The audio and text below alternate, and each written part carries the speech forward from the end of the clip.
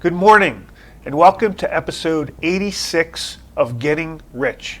I'm your host, Rich Checkan, president of Asset Strategies International, and today is Wednesday, August 24th, 2022.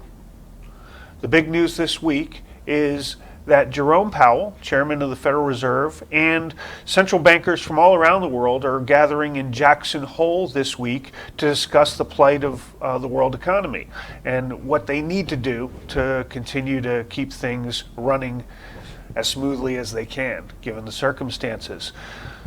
This week, we expect Powell at his 10 o'clock a.m.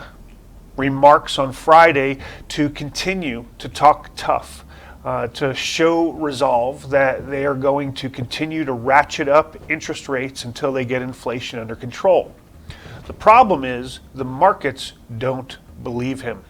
They are acting as if he will pivot at some point and possibly in the not too distant future, and as a result we're not seeing the market pullback. We're seeing a little bit of a bear market rally as the market participants again show that they do not believe the words coming out of Chairman Powell's mouth. What we have here is basically a game of interest rate chicken, and we're going to watch and see who blinks first. You know my thoughts. I'm with market participants. They can only go so far.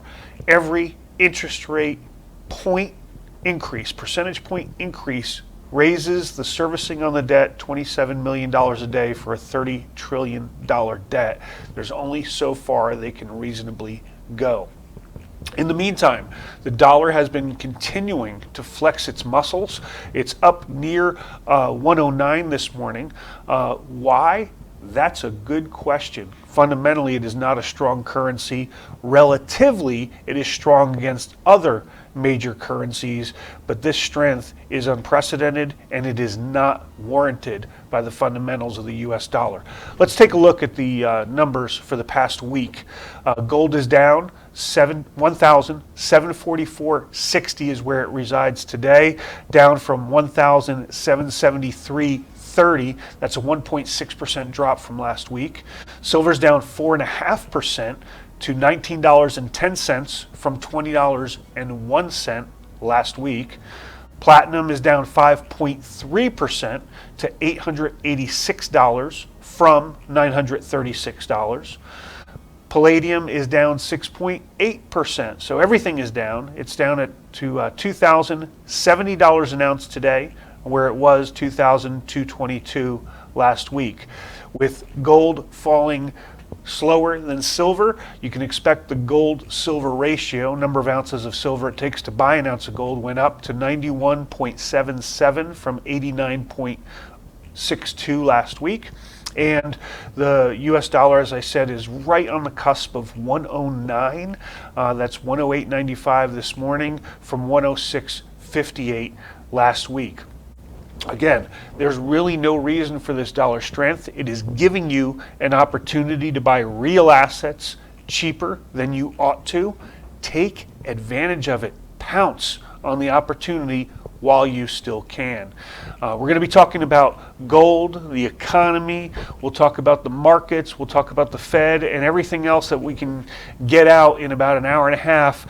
Tomorrow night, I want you to join us for our third quarter On the Move webinar with me, my co-host Adrian Day of Adrian Day Asset Management, and our special guest Tom Dyson, Investment Director for Bonner Private Research.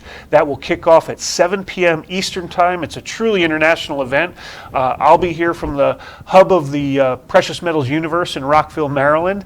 Adrian Day will be tuning in from Puerto Rico, and Tom Dyson will be tuning in from Chiswick, London. He'll be getting up in the middle of the night to join us.